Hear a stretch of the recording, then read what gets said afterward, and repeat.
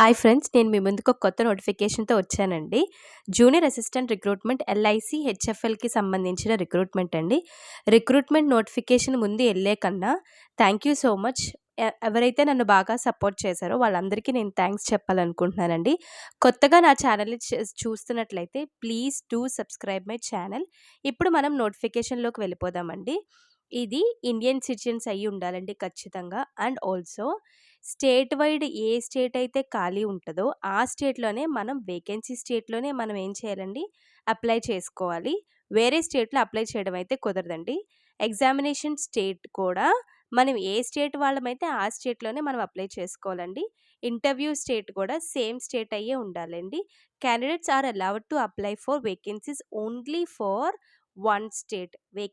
వాళ్ళ వేకెన్సీ ఉన్న స్టేట్‌లోనే, లేదా వేరే స్టేట్‌లో వేకెన్సీ ఉన్నా ఏ స్టేట్‌లో మీరు అప్లై చేసుకోవాలి అన్నా కూడా ఒక స్టేట్‌లో మాత్రమే అప్లై చేసుకోవడం కుదురుతదండి. 2, 3 స్టేట్స్‌లో అయితే అప్లై చేసుకోవడం కుదరదు. ఎల్ఐసి హౌసింగ్ ఫైనాన్స్‌కి సంబంధించింది కాబట్టండి. ఇక్కడ మనం junior assistant is as follows. ఇక్కడ చూడండి, activities related to loan processing, files and document movement management and document scanning, data entry related activities, calling and following up the EMIs of regular and default cases, other activities related to the recovery department. ఇది housing loan finance లిమిట్కి సంబంధించింది కాబట్టి కంప్లీట్గా ఎవరెవరైతే loans ఆపేసారో, కట్టకుండా ఉండడం, so వాళ్ళందరినీ మనం ఎలా రికవర్ చేయాలి అనేది ఉంటుందండి ఈ జాబ్ మొత్తంలో. And also services cash counter management and return of documents ROD, basic marketing activities or any other business related activities appropriate to the line of the business conducted by the LIC HFL. ఇక్కడ క్లియర్గా మీకు job chat అయితే, job role అయితే కంప్లీట్గా ఒక్క పారాగ్రాఫ్లో చెప్పేశారండి. ఎలాగైతే వేరే private companies loans payable కాకపోతే పేయింగ్ని ఎట్లాగైతే వాళ్ళు రిసీవ్ చేసుకుంటారో సేమ్ యాజ్ ఇట్ ఈస్. ఇక్కడ టైమ్ అండ్ యాక్టివిటీ షెడ్యూల్ చూద్దామండి. Start of online registration and payment of fees వచ్చేసేటప్పటికి 25/7/2024 వరకు ఉందండి. End of the online registration and payment of fees వచ్చేసేటప్పటికి 14/8/2024 వరకు ఉందండి. అంటే ఆగస్ట్ 14th వరకు ఉందండి.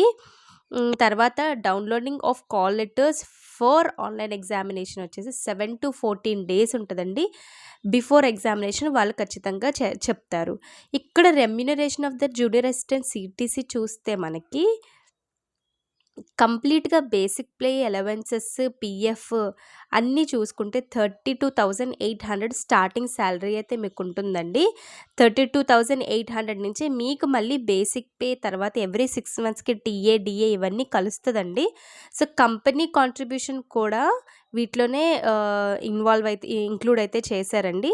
సో మీకు శాలరీ కూడా మంచిగా ఉంటుందండి. అండ్ ఆల్సో మీకు అలవెన్సెస్ ఇక్కడ చూడండి, మీకు క్లియర్గా HRA, other benefits and PF వీటిలోనే ఇంక్లూడ్ చేయడం అయితే జరుగుతుందండి. HRA మీకు సిటీ బట్టి మారుతుందండి. మీరు సిటీలో ఉంటే అక్కడ అలవెన్సెస్ వస్తాయి, విలేజ్లో ఉంటే అక్కడ అలవెన్సెస్ వస్తాయి, లేదా టౌన్లో ఉంటే ఆ అలవెన్సెస్ మీకు వస్తూ ఉంటాయండి. ఇక్కడ probation period 6 months from the date of joining which may be extended as per rules ప్రకారంగా వాళ్ళకి 6 months ప్రెజెంట్ అండి. తర్వాత వాళ్ళకి 6 months కింద ఇంకా ఎక్కువ కూడా ఎక్స్టెండ్ చేసే అవకాశం అయితే ఉంటుందండి. ఇక్కడ ఎలిజిబిలిటీ క్రైటీరియా చూస్తే ఇక్కడ మనకి 200 వరకు వేకెన్సీస్ ఉన్నాయండి. 200 వేకెన్సీస్ ఫర్ జూనియర్ అసిస్టెంట్ అనేది మనకి ఇక్కడ వేకెన్సీస్ ఉన్నాయి. ఇక్కడ ఇది చెప్పుకోవాలి, LIC HFLలో ఇది భారీ రిక్రూట్మెంట్ అనే చెప్పుకోవాలండి. ఇక్కడ చూడండి, నేషనాలిటీ వచ్చేసి ఇండియన్ నేషనాలిటీ, ఏజ్ వచ్చేటప్పుడు 21 to 28 years ఉందండి. ఇక్కడ మనకి ఏజ్ రిలాక్సేషన్ అయితే కూడా ఉందండి. ఏజ్ రిలాక్సేషన్ నేను చెప్తాను. ఎడ్యుకేషనల్ క్వాలిఫికేషన్స్ వచ్చేటప్పటికి గ్రాడ్యుయేట్, మినిమం అగ్రిగేట్ వచ్చి 60% మార్క్స్ అయితే ఉండాలి. ఫ్రమ్ ఎనీ రికగ్నైజ్డ్ యూనివర్సిటీ అనే పర్వాలేదండి. Courses completed through correspondence, distance, part time are not eligible అని ఇక్కడ క్లియర్గా మెన్షన్ చేశారండి. మీరు రెగ్యులర్ బేసిస్లోనే చేసుకోవాలి, కానీ పార్ట్ టైం చేసుకోవడానికి అయితే కుదరదండి. కంప్యూటర్ లిటరసీ వచ్చేసేటప్పటికి ఆపరేటింగ్ అండ్ ఇంపార్టెన్స్, తర్వాత మీకు లాంగ్వేజెస్ కూడా మీకు స్కిల్ ఉండాలి. వర్క్ ఎక్స్పీరియన్స్ ప్రిఫర్డ్ అండి. ఖచ్చితంగా కంప్యూటర్ స్కిల్స్ అనేది ఖచ్చితంగా మనకి వచ్చి ఉండాల్సిందే. ఎందుకంటే మనం వర్క్ చేసే సిస్టమ్ దగ్గరే వర్క్ చేస్తాం కాబట్టి కంప్యూటర్ అయితే రావాల్సి ఉంటుంది. ఏజ్ లిమిట్ చూసేటప్పటికి ఇక్కడ for example 21 to 28 years minimum not below 21 years ఉండాలండి. బిలో అయితే యాక్సెప్టబుల్ కాదు. ఇక్కడ కింద మనకి all the educational qualifications mention should be from a university. Same as it is. ఇందాకైతే ఎలాగైతే రెగ్యులర్ బేసిస్లో చేసిన వాళ్ళే అలౌడ్ అని ఇక్కడ క్లియర్గా చెప్పారండి. ఇర్రెగ్యులర్ అయితే అలౌడ్ అయితే కాదు అని చెప్పారు. ఇక్కడ వచ్చేసేటప్పటికి క్యాలిక్యులేటింగ్ పర్సెంట్ 59% కన్నా ఎక్కువైతే ఖచ్చితంగా ఉండాలండి. 59 బిలో ఉన్న వాళ్ళు కూడా ఎలిజిబుల్ అయితే కాదు. సెలక్షన్ ప్రాసెస్ చూసేటప్పటికి జూనియర్ అసిస్టెంట్ అండి. ఈ పోస్ట్ పేరు. ఆన్లైన్ ఎగ్జామినేషన్ మీకు సెలక్షన్ ప్రాసెస్. ఆన్లైన్ ఎగ్జామినేషన్ మీకు ఎట్లా ఉంటుందంటే English language number of questions 40, maximum marks 40. Logical reasoning number of questions 40, maximum marks 40. General awareness with special emphasis on housing finance industry. ఎందుకంటే ఇది housing మీదే కాబట్టి 40 marks 40 questions. Numerical ability 40 marks 40 questions. Computer skills 40 marks 40 questions. ఇక్కడ మీకు paper only ఇంగ్లీష్లో మాత్రమే ఉంటుందండి. ఏ లాంగ్వేజ్లో అయితే ఉండడం అయితే జరగదు. సో తెలుగులో అస్సలు ఉండదు. Process for arriving at scores. The score of online examination obtained by the adopting the following processes.